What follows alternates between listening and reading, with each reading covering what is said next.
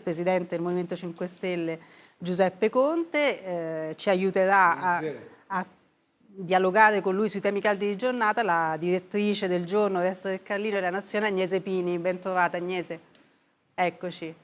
Allora io Presidente comincerei subito sulla notizia del giorno, cioè le chiederei un commento diciamo a partire da quello pubblico che lei ha già fatto su Facebook, sui social, sull'accordo Letta-Calenda, l'ha definito una telenovela, dall'account principale del Movimento 5 Stelle si è passato a definirlo una serie TV bizzarra con tanto di finta pubblicità. Le chiedo diciamo, al di là delle analogie televisive, di commentare diciamo anche questa... il titolo, perché era molto duro, l'ha mucchiata. La volevo lasciare al Presidente, diciamo, la primogenitura del...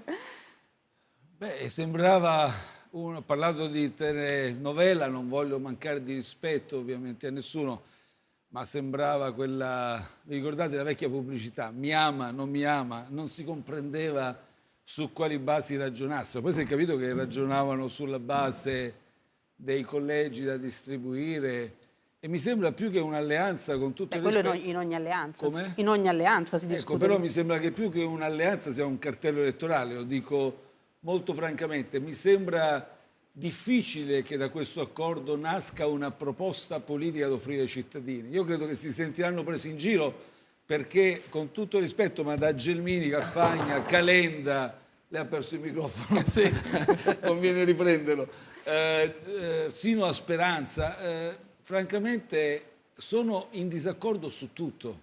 Cioè sono in disaccordo su tutto. Se si parla di patrimoniale, chi la vuole e chi non la vuole. Se si parla di ambiente, transizione ecologica, io non so come la intenderanno, perché sicuramente ci sono chi genuinamente pensa davvero a una transizione ecologica, chi parla invece di inceneritori, chi parla invece di trivelle, chi parla di nucleare e così via su tutti i temi.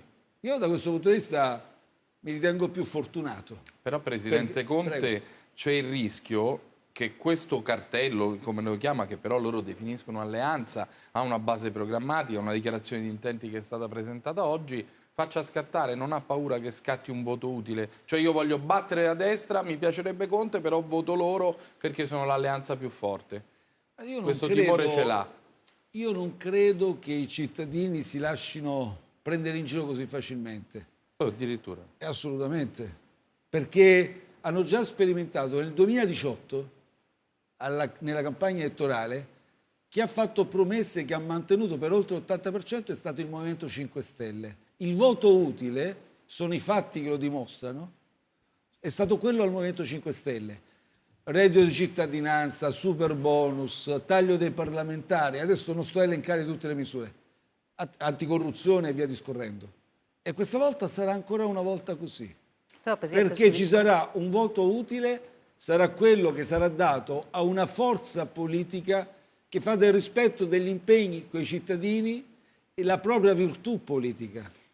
Però a proposito di alleanze e di impegni presi con i cittadini, nel 2018 voi vi eravate per esempio impegnati a non fare alleanze, invece poi vi siete alleati più o meno con tutto l'arco parlamentare. Non è un programma elettorale. No, attenzione. però a proposito di, diciamo, di posizioni che vengono rinegoziate, obiettivi politici raggiunti. Poi è chiaro che io ancora non c'ero, come lei sa, però, o meglio, ero stato presentato con gli altri ministro. due governi. No, però ero stato presentato nella squadra ipotetica di governo. Col governo ombra. Come ministro del governo... No, il governo che si proponeva ai cittadini. Però è chiaro che se poi dopo dei mesi non si riesce a dare una svolta, tu ti siedi, ma quando ti siedi, con la forza politica in quel caso disponibile nella Lega, tu rivendichi tutti quegli obiettivi. E nel Conte 1 e nel Conte 2 noi li abbiamo realizzati per oltre l'80%. Adesso sicuramente abbiamo la possibilità di completare alcune misure che non siamo riusciti ancora a realizzare, ne aggiungeremo delle altre. Ma i cittadini hanno la garanzia, il voto utile sarà quello nostro. Chi voterà per questo cartello elettorale, io non so che cosa voterà. Perché quali saranno le misure che ne usciranno fuori? Il modo migliore per provare a realizzare le misure che non avete ancora realizzato durante i suoi due governi non sarebbe partecipare a un'alleanza invece che correre da soli e magari condannarsi all'irrilevanza all'interno di un ipotetico governo? Guardi, se lo posso dire, che il Movimento sia stato condannato all'irrilevanza nella legislatura uscente, direi proprio di no, insomma, quindi siamo stati protagonisti e le riforme che adesso lasciamo agli italiani a tutela degli interessi degli italiani sono lì a dimostrarlo. Ancora una volta io credo che saremo una sorpresa, guardi. Saremo una sorpresa perché credo davvero che il problema degli italiani lo dimostra il forte astensionismo, è quello di dare un voto e poi di ritrovarsi una forza politica che riceve questo mandato e dice io mi gestirò da me, gestirò il potere, come dire, fidatevi che ci penso io. E poi succedono quelle cose che vediamo, Però, succedono quelle Conte, coalizioni. però indistinte Presidente e Conte, discriminate. questa coalizione a me colpisce solo una cosa, perché io l'ho seguito ovviamente in questi anni. Lei fino a un anno fa era il potenziale leader di tutta questa coalizione, di tutti questi partiti, e parlava una lingua molto unitaria, cioè il PD l'aveva indicata addirittura pubblicamente come un potenziale premier e le forze in campo sarebbero state queste. Perché adesso è diventata una mucchiata? Perché e questa i partiti che facevano riferimento al campo largo cosiddetto Attenzione, però, erano scusi, questi. Attenzione. Noi abbiamo governato col PD, ci siamo assunti una responsabilità diretta di governo, il Conte 2. Sì, L'abbiamo fatto sulla base di un programma chiaro, certo. definito, Ma che c'era io anche stesso Speranza. che Speranza. C'erano anche Frasoianni, c'erano anche assolutamente, i Verdi. Quindi assolutamente. è la sua maggioranza, si potrebbe Questa? dire. Beh, direi proprio di no. C'è solo Mi Calenda sembra in che più. la svolta a destra Ecco, ci sono allora ce lo addirittura spieghi. Cos'è una cambiato? serie di personalità politiche che erano in Forza Italia, adesso sono Quindi lì sono a la dire Gelmini e la tutto e il Carfagna contrario che di cambiano tutto. l'alleanza? Ma voglio dire, si è resa così eterogenea che in questo momento io non so quale sia, poi lo giudicheranno gli italiani, non so quale potrà essere il programma, il minimo comune denominatore.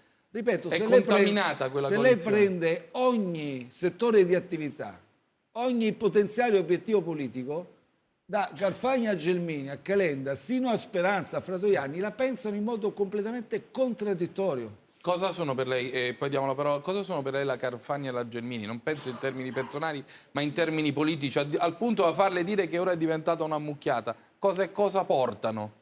Ma guardi, io l'ho sempre detto, guardi, abbia pazienza. No, non non mi l'ha faccia... sempre detto. non mi- Campo largo. Avete governato con no, Berlusconi? sì. No, guardi, no, fermiamoci qui. L'ho Io seguita ho a sempre- Novara, su una piazza di Novara, cioè Io- dobbiamo essere tutti uniti No, per vincere. ma non l'ho mai detto. Ogni volta che mi è stata fatta la domanda campo largo, io ho detto non è importante l'estensione, è importante la coesione.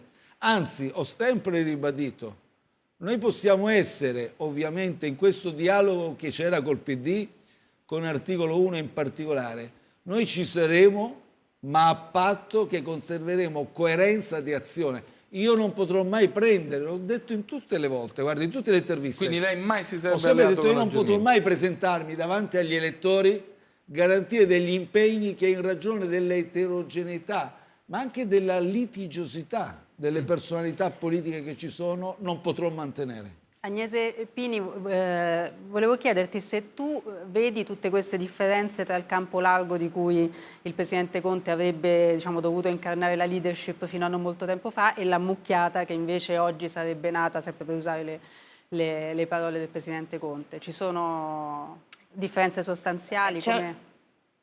C'è un elemento che fa la differenza e su questo vorrei anche ricollegarmi per poi fare una domanda al Presidente Conte. E l'elemento che fa la differenza è che questo cartello elettorale o alleanza, che dir si voglia, nasce su una parola chiave sostanziale, che è Draghi, agenda Draghi, perimetro dentro cui ci sono delle forze politiche che si riconoscono in un percorso tracciato dal governo uscente.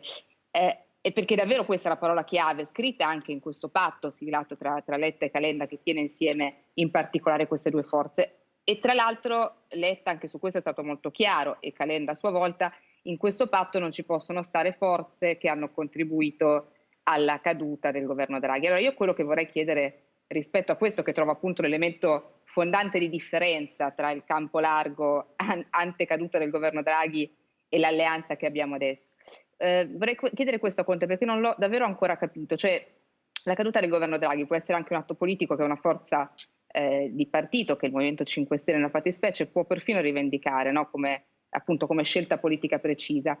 Ma non mi è chiaro se questo è vero, cioè se il movimento può rivendicare la caduta di un governo, che appunto è un atto politico importante e che può avere una valenza fondante anche rispetto alla campagna elettorale che comincia, oppure se è davvero stato l'effetto collaterale di un percorso che a un certo punto è sfuggito di mano, oppure ha avuto un esito che lei non si aspettava, cioè non si aspettava che saremmo davvero arrivati a questo punto di non ritorno a cui siamo giunti ormai 10 giorni fa. Direttrice, guardi, lei ha colto il punto centrale. Perché dico stento a ravvisare gli estremi di un'alleanza vera politica, e invece ravviso gli estremi di un cartello elettorale? Perché innanzitutto si parte dalla premessa agenda Draghi, la prima premessa. Le faccio una domanda: lei ha capito cosa c'è scritto in questa agenda Draghi? L'ha vista scritta da qualche parte? L'ha vista declinata da qualche parte? O metodo Draghi? Ma qual è il metodo Draghi? Di non parlare con nessuno, di presentarsi in Parlamento e di dire decido io, un decisionismo spinto autoreferenziale? E questo è il metodo che vogliono perseguire? Però mi scusi Presidente, la interrompo. Scusi, finisco perché ci sono delle cose concrete in questo. Va bene, scusi, finisco, poi replicherà. La seconda premessa è: noi vogliamo costruire quindi una proposta tenendo dentro solo le persone, solo le forze politiche che hanno sostenuto Draghi. Bene, Fratoianni ha votato credo 53-55 volte no alla fiducia a Draghi. Quindi qual è la premessa? Il PD dovrebbe essere la prima forza che non può stare in quel cartello, perché quando loro dicono coloro che hanno contribuito alla caduta del governo Draghi, chi ha messo quella norma che non c'entrava nulla sull'inceneritore in un decreto aiuti? Ma lei lo sa, direttrice, che quando noi abbiamo avviato il governo Conte 2, lei sa che io ero il presidente uscente, no? Presidente del Consiglio, ho avuto i capigruppo del PD alla destra e i capigruppo del Movimento 5 Stelle alla sinistra. Abbiamo redatto un programma in cui al punto 9 c'è scritto, se lo andate a riprendere, no inceneritori. Quindi il PD è ritornato al passato, ha cambiato completamente posizione, rinnegando la transizione è molto interessante questa ricostruzione. No, però c'è aspetta, una domanda non ha di risposto, Agnese Pini esatto, a cui lei non ha risposto, Prego. che è interessante e forse aiuta molto a capire chi è a casa, anche nella percezione e nel suo posizionamento. Cioè lei ha detto che si sente escluso, cioè che il PD l'ha escluso con una pregiudiziale, lo sta dicendo anche adesso, no? Chi ha fatto cadere Draghi deve essere tenuto fuori. Però la Pini le ha chiesto: ma lei rivendica di aver fatto cadere il governo, voleva farlo cadere il governo, o si è semplicemente, tra virgolette, di legittima difesa di fronte a questa direttrice, strategia? Su questo non ho difficoltà a risponderle. Questa risponderle. risposta. Il Movimento 5 Stelle e io personalmente ci metteremo sempre la faccia e ci mettiamo sempre la faccia su ogni azione politica, perché le nostre azioni sono in piena trasparenza. Noi rispondiamo sempre ai cittadini per ogni piccolo dettaglio. Quindi rivendico il fatto di aver presentato un'agenda sociale, un documento politico serio al Presidente Draghi e aver chiesto, mancano 8-9 mesi, non possiamo andare al buio, perché le urgenze, le emergenze che noi stiamo attraversando e in autunno cresceranno. Abbiamo bisogno di capire dove stiamo andando, cosa vuole fare il Presidente. Abbiamo detto: su queste misure noi ne indichiamo alcune che riteniamo prioritarie, non sono nostre bandierine. Se lei ha letto quel documento riconoscerà che è un documento serio. L'agenda Conte. Perfetto. Abbiamo detto alle altre forze politiche: confrontiamoci. Il Presidente del Consiglio platealmente è venuto al Senato e ha dimostrato di non volere nessun confronto. Vediamo un attimo una clip a questo proposito, vediamo cosa... Il momento più drammatico, il momento più drammatico di quello Presidente. scambio indiretto tra voi, prego. Poi, sul superbonus. Allora, voi sapete quello che ho sempre pensato del superbonus. Ma il problema non è il superbonus, il problema sono i meccanismi di cessione che sono stati disegnati. Chi ha disegnato quei meccanismi di cessioni senza discrimine, senza discernimento? È lui o lei o loro sono i colpevoli di questa situazione in cui migliaia di imprese stanno aspettando i crediti. Questo era contro di lei, questo passaggio, ora si può dire. E lui poi ha detto lei, ma è scritta dal suo governo, quindi è scritta da lei e dai suoi ministri. Guardi, è un passaggio sorprendente. È un passaggio sorprendente perché il Presidente... Non se l'aspettava. Ma il Presidente Draghi innanzitutto ha confermato, direi, un pregiudizio ideologico nei confronti del superbonus, lo ha dimostrato anche andando al Parlamento europeo, in una sede ufficiale parlando male di una misura italiana e addirittura andando in contrasto con la von der Leyen, che quando ha dato la prima tranche dei 209 miliardi che abbiamo portato in Italia ha scritto una bella lettera in cui ha lodato questa misura di generazione urbana. Però vede, a parte il fatto che secondo me trovo, diciamo, improprio che è una misura che ha contribuito a quel 6,6% di PIL che ha risollevato il settore delle costruzioni, che adesso è la locomotiva in Europa, abbiamo superato tutti, Regno Unito, Francia, Germania, non eravamo mai stati la locomotiva in Europa per le costruzioni, venga descritta e demonizzata in quel modo. Ma poi il Presidente Draghi dovrebbe saperlo che ci sono gli uffici legislativi che scrivono le norme e quella norma è stata vista e revisionata dal MEF. Quindi francamente quell'attacco lì io non l'ho capito. Era per tenerla fuori. Non l'ho capito. Due domande rapidissime perché poi c'è la pubblicità. Però e poi due... posso aggiungere Prego. una cosa, scusi. Prego. Ma il governo Draghi credo che sia intervenuto circa 11 volte a modificare quella disciplina del superbonus. Allora se aveva delle ottime soluzioni per sbloccare in modo pieno, legittimo e facile e spedito. Quindi era un pretesto. Le cessioni. Era un pretesto. Perché non lei lo difende il dopo superbonus. 18 mesi di governo e dopo 11 modifiche hanno bloccato questo meccanismo. Io avverto la responsabilità da esponente politico, esponente di una forza politica, a nome dello Stato che ha fatto partire questa misura di cui lo Stato si è avvantaggiato. Si ricordi che ci sono 630.000 nuovi occupati anche nei settori collegati.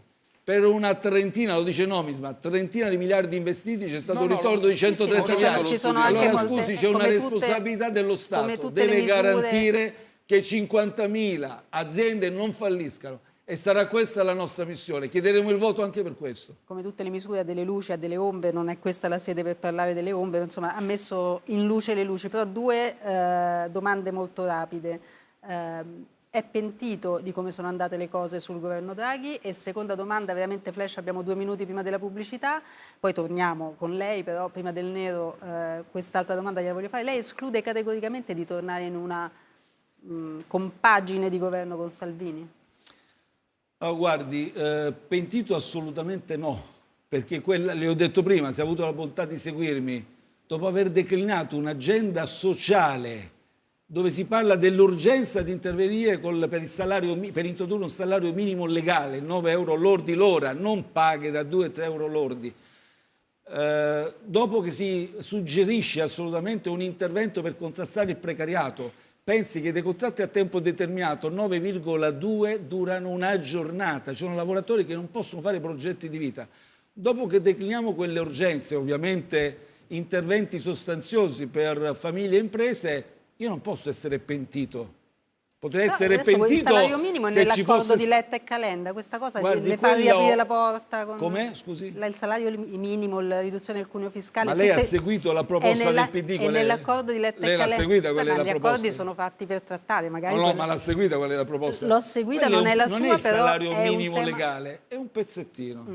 Che ha un obiettivo importante. Però l'ho interrotta sulla seconda domanda che è importante. Quello di espungere i contratti pirata.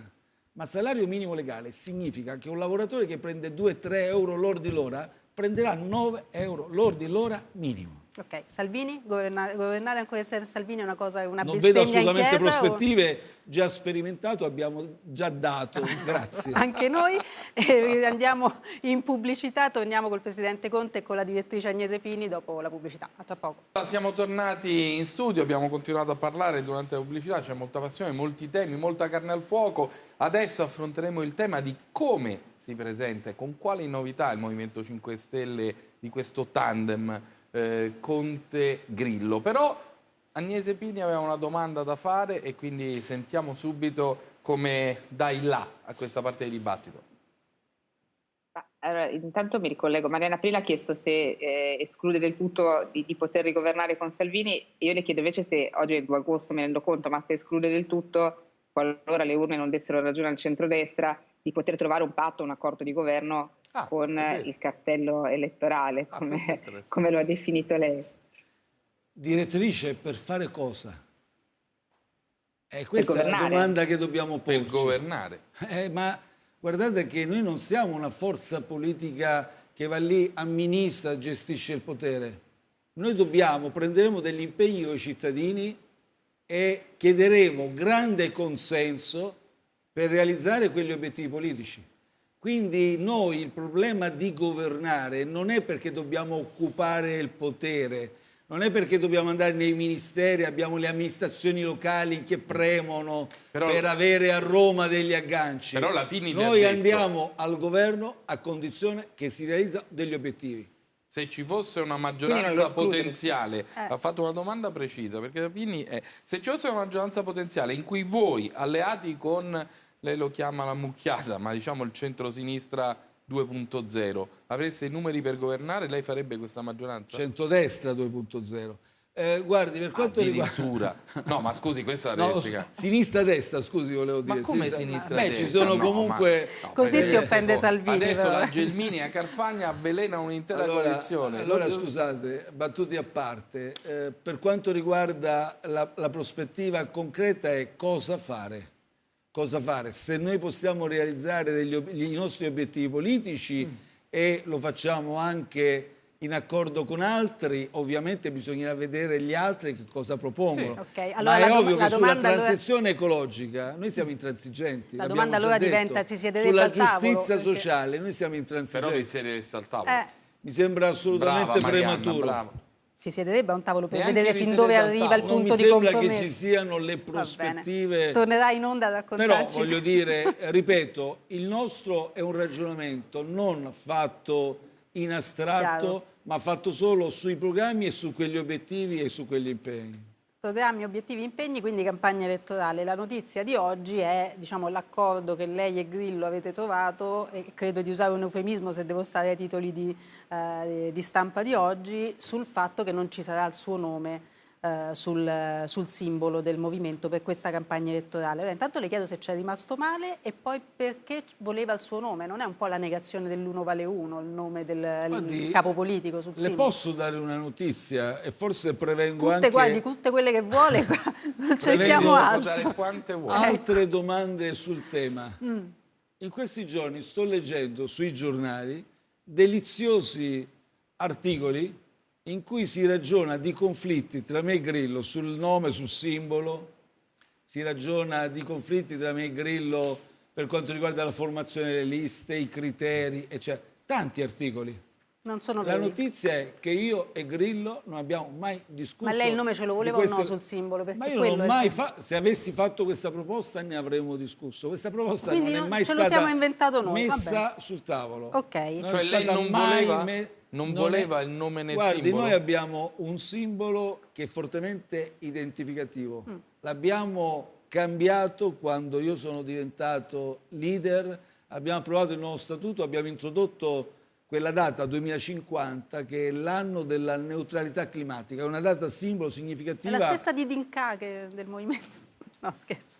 Il movimento del ministro Vedo D'Inca. che qualche reminiscenza dei vecchi principi e valori è rimasta anche a loro. No, però... E detto questo, anche sulla formazione delle liste, ma abbiamo delle regole statutarie. Tutti questi articoli, tutto il rispetto per i colleghi che hanno scritto quegli articoli, sono articoli niente inutili. di vero. Sa perché forse si tende a raccontare in questo modo Perché c'è qualcuno che ci vuole far litigare. No, perché vediamo in una clip, perché in realtà voi avete litigato in passato, ci sono dei precedenti che alimentano letture di questo tipo. Ma non se è volete proprio una discussione tra me diciamo, e Beppe Grillo, se adesso è amore, è un siamo amore due persone senile, che hanno quindi... ciascuno ha le proprie idee, ci possiamo confrontare. Certo, aspettate però diciamo che l'amore di adesso è una conquista. Vediamo cosa è successo negli anni scorsi con Beppe Grillo, lo so dire, è italiano. amato mal sopportato e anche cambiato, ma con rivendicazione. In 4 mesi ero un cazzo di professorino messo lì in università che faceva l'esegesi del diritto romano e adesso è qui, cambieremo il mondo, cazzo! Io non so più cosa dire. Del rapporto tra Beppe Grillo, fondatore del Movimento 5 Stelle, e Giuseppe Conte, capo politico, si può dire molto, a partire dalle battute improvvisate, ma poi neanche tanto, fino agli scontri esacerbati come quello sul nuovo statuto. Se io ho guardato ed era una roba che si metteva al centro, lui forse aveva frainteso. Dal nuovo statuto al braccio di ferro sul secondo mandato e poi le definizioni eloquenti. È un gentleman, non riesce a dare degli ultimatum e quindi è uno dei più grandi specialisti dei penultimatum che abbia mai visto. Una carezza e una puzzecchiatura a parte. Per capire come sarebbe andata bisogna tornare al 1° giugno del 2018, quando il premier con la pochette, così venne battezzato all'inizio della sua carriera, Giuseppe Conte, si insediò per la prima volta a Palazzo Chigi. Fu allora che Beppe Grillo salì sulla terrazza dell'Hotel Forum per il suono della campana, gesto tradizionale che fa un presidente al primo Consiglio dei Ministri. E già con questo gesto bisognava capire che il padre del Movimento 5 Stelle non si sarebbe fatto volentieri da parte e che avrebbe reso la vita dell'avvocato degli italiani ben poco serena, nonostante le cene. Ragazzi, abbiamo cenato, ci siamo rilassati un po', che cosa vi devo dire? Di rilassato in questi giorni c'è ben poco, con i due che salgono nuovamente sul ring. Il logo tradizionale o una nuova immagine con il nome di Conte? Capilista bloccati oppure no? Inutile dire che il fondatore predilige la tradizione, mentre Conte vuole la svolta. C'è da chiedersi se svolta sarà. Se mi permettete... certo. È un servizio, ovviamente, io ho dato già la risposta. Quindi era costruito sugli articoli che sono stati scritti negli scorsi giorni, quindi obiettivamente... Però anche sui vostri c'era rapporti storici. La viva voce di Grillo. C'era anche ovviamente... Cioè non deve essere facile. Un recupero anche dei rapporti storici, certo, però per quanto riguarda non deve questi essere giorni, facile credetevi... trattare con un tipetto come Grillo, no? Che ti fa le battute. No, a parte che voglio dire, adesso se dobbiamo anche imbrigliarlo quando fa le battute mi sembra un po' Quindi esagerato. lei non si è offeso quando ma disse no, ma assolutamente. un avvocato se che non si l'avessi perde conosciuto nelle prima, esercizi se del fossi una diritto. persona permalosa, eccetera, ma adesso, insomma, francamente adesso per le battute lascerei perdere. Invece per quanto riguarda le questioni di questi giorni, io ripeto, non c'è nessuna discussione, perché ci sono delle regole statutarie, le stiamo seguendo adesso per quanto riguarda la redazione dei regolamenti, le autocandidature, si voterà, gli iscritti voteranno le autocandidature e ovviamente poi c'è la responsabilità politica del leader di turno, che sono io in questo caso, che ovviamente deve garantire Però, che i candidati Presidente, abbiano competenza. C'è stato un dibattito infinito sul secondo mandato, l'esito non era scontato, la decisione di Grillo ha anche scioccato una parte di coloro che attendevano delle deroghe. Lei sa che molti erano suoi ferventi sostenitori, penso a Paola Taverna. Ora non neghi che su questo quello è stato un confronto vero che ha originato, che si è trascinato anche nei mesi. Abbiamo parlato in varie occasioni con Beppe Grillo, però vorrei ricordare anche che Beppe Grillo è garante, mentre io sono il leader politico, quindi per quanto riguarda la linea politica, l'indirizzo politico, rivendico ovviamente anche la libertà e l'autonomia di definire l'indirizzo politico, ovviamente nel confronto con gli organi politici che adesso abbiamo. Per quanto riguarda invece la regola dei 2 mandati, è una regola fondativa del movimento. Io quando sono entrato questa regola c'era, e il garante e il custode dei valori e dei principi, chiaramente la sua non è un'opinione qualsiasi, è l'opinione di chi ha rivendicato il mantenimento di quella regola. Ciononostante ci siamo Quindi lei dice è giusto che abbia preso questa ma guardi, decisione. non c'è nessuna... È tutto avvenuto in trasparenza. Io l'ho detto anche pubblicamente. Abbiamo anche valutato. Io ho sollecitato con lui una riflessione sul fatto, sulla possibilità che si potessero costruire delle deroghe limitate per quanto riguarda ovviamente per salvaguardare competenze ed esperienze maturate. Però in questo confronto alla fine abbiamo dovuto, e io stesso ho dovuto prendere atto che la regola o c'è o non c'è. Introdurre una deroga che dava l'impressione, sa cosa in realtà mi ha fatto pensare molto? Al fatto che una deroga comunque la costruisci, diventa una sorta di privilegio concesso ad alcuni e semmai su input del capo politico di turno. E io cerchi magici, un gruppo di fedelissimi, non ne voglio costruire. Spesso sui giornali leggo i contiani. I contiani non esistono. Non esistono. O perlomeno non esistono più, insomma, perché esistono coloro che professano principi e valori del movimento. E anche la direttrice Pini ne avrà altrettante, quindi andiamo più veloci, più serrati. La prima cosa che le chiedo, agganciandomi alla parte finale del servizio di Elena Testi che abbiamo visto, lei doveva essere l'uomo della svolta del movimento, mi passi il termine ma ci capiamo, della normalizzazione di un movimento nato molto fluido. E invece adesso si ritrova a dover capeggiare i duri e puri del movimento, avendo peraltro fuori Alessandro Di Battista che, diciamo, la sua purezza l'ha preservata non ricandidandosi. Cosa intende per duri e puri? I cultori del movimento delle origini, quelli meno propensi al compromesso governista, anche perché quelli se ne sono andati tutti nel frattempo. Io le chiedo se si vede in questo ruolo, perché anche, diciamo, il suo curriculum, la sua fisionomia, la sua antropologia, mi viene da dire, non la colloca esattamente in questa casella. Allora le chiedo se ci si sente e come vede il rapporto con Di Battista, se vi sentite, se state trattando. Guardi, io credo che sia una rappresentazione fuorviante questa. Qui non è questione che il movimento è tornato alle origini. Il movimento mantiene gli impegni rispetto ai principi e ai valori che si è dato. Ha capito che cosa volevo dire? Però, diciamo, quelli più malleabili, gli zombie, come li chiama Grillo, a cui ha dedicato un album, sono andati via, quindi sono rimasti più... Chi è andato via ha pubblicamente rinnegato principi e valori. Io sono rimasto qui perché a quei principi e valori, io sono entrato nel movimento perché ho trovato nel movimento principi e valori che io condividevo da una vita. Quindi chi è andato via ha abiurato. Quindi non si dissocia dall'album. Non è che chi è rimasto sono i duri e puri, quelli del vaffa, come dite voi, come scrivete, come piace scrivere spesso ai giornalisti della prima ora. Noi siamo radicali nei principi e nei valori. Io sono radicale Di Battista, io sono radicalissimo. Poi siamo persone che hanno dimostrato di poter e saper governare. Io sono moderato nei toni, ma non sono moderato nelle scelte. Perché se dobbiamo trasformare il paese, se devo assumere impegni e difendere gli interessi dei cittadini, io devo essere radicale. Presidente Conte, però, l'album degli zombie, relativo a chi se n'è andato, non è moderato nei toni. Quindi le chiedo, questo lei lo condivide o no? Ci sono tutti quelli che sono usciti, c'è Di Maio che sembra l'alba dei morti viventi. Allora, scusi, quello se l'avessi fatto io sarebbe stato improprio.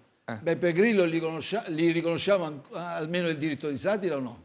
Quanto a lei, Di Battista, Di Battista è una persona seria, è una persona leale, è una persona che ha dato un grande contributo vi sentite o non vi sentite? in passato al movimento. È fuori, ritorna, ci sentiremo, mi dirà cosa condivide del nuovo percorso. Abbiamo una carta dei principi e dei valori, abbiamo uno statuto. Lo vorrebbe o no? Lo ritroverà, come dire, riformato il Movimento 5 Stelle. Lo vorrebbe o no? E ne parleremo. Ma se lui è disponibile a fare questo percorso insieme, condividendo questo percorso, potrà dare un contributo senz'altro. Pini, riescono a coesistere nello stesso movimento Di Battista e Conte?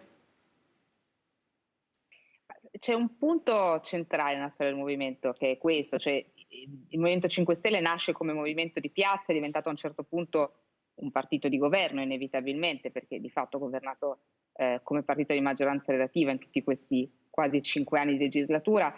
E il paradosso è che Giuseppe Conte è passato da essere un uomo di governo, perché nasce così anche nell'immaginario dell'opinione pubblica, e si trova oggi a essere un uomo di lotta, perché ha contribuito a far cadere un governo e sta costruendo un progetto politico, mi scusi Presidente, ma oggettivamente nuovo. Cioè il Movimento 5 Stelle di oggi non è più quello che è nato ormai oltre 10 anni fa, è qualcosa di radicalmente diverso e si rivolge forse anche a un elettorato che non è lo stesso di quello a cui parlava quando è nato. Allora volevo chiederle questa cosa, come lo immagina lei questo Movimento 5 Stelle? A quale elettorato parlate? A quale perimetro volete arrivare rispetto al movimento? Un terzo polo di sinistra, ambientalista, pacifista?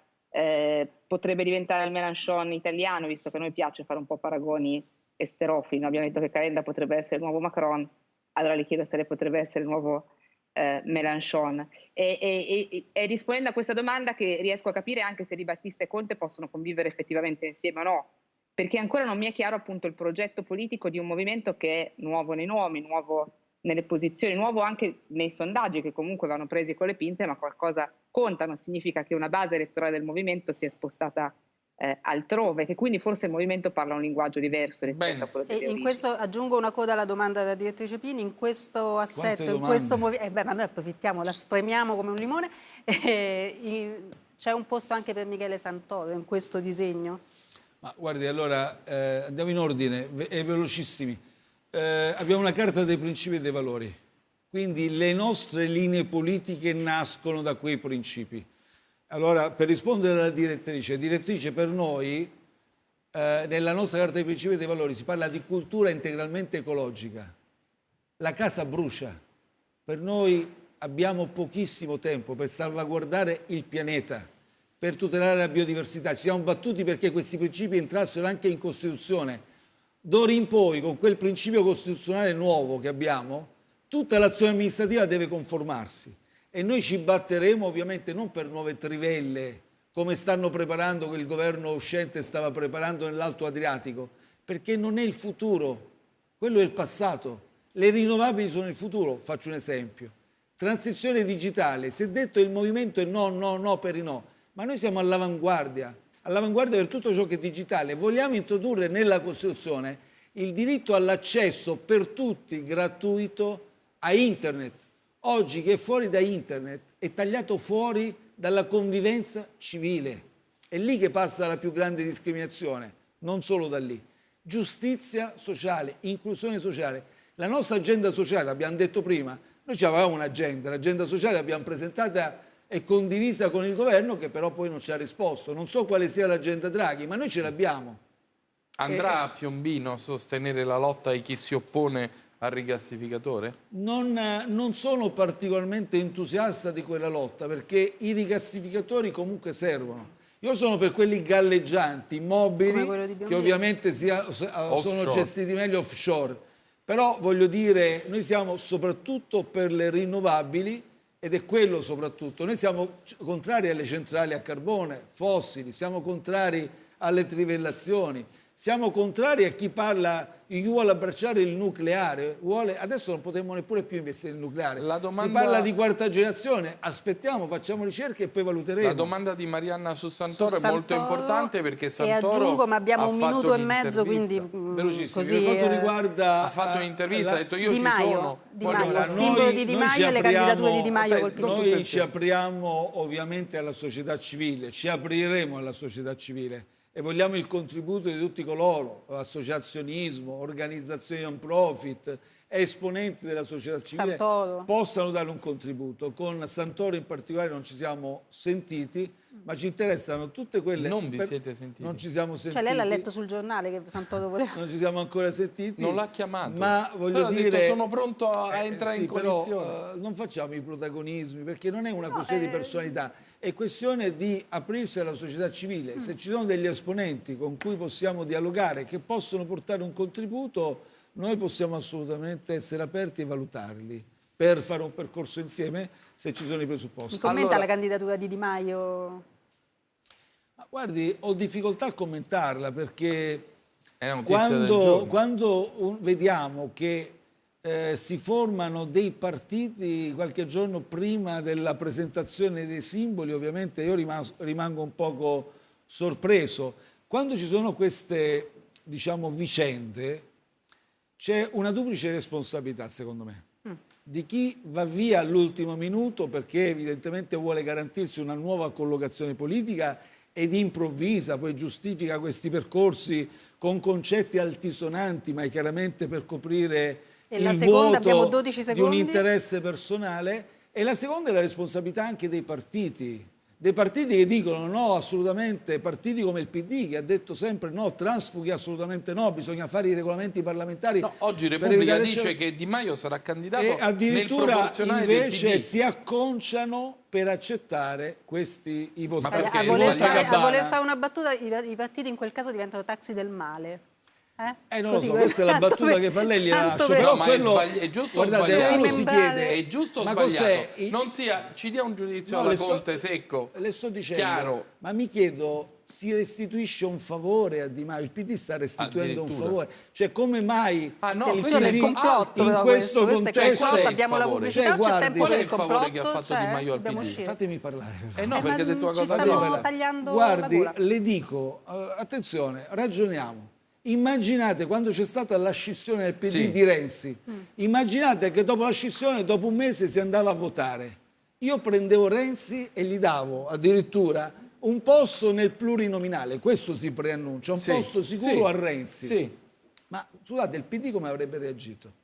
male. Non lo so, lo dica lei. Lei come reagisce? Io sono sorpreso. Facciano tutto quello che vogliono e lo spieghino ai cittadini. Però non è una bella cosa, secondo lei? Direi che lo spettacolo non è di quelli esaltanti. Vabbè, ci seguono. Beh, non io sono vorrei, mancate come dire, le aver comunicazioni. voluto approfondire questa teoria del complotto su Di Maio candidato, ma torno a trovarci, vero? Tanto che quando c'ha volete, da fare, assolutamente solo la campagna disponibili. elettorale, siamo qua tutta Assolutamente l'estate. sì. Grazie al per Presidente questa intervista. del Grazie a Movimento voi. 5 Stelle Giuseppe Conte, grazie alla direttrice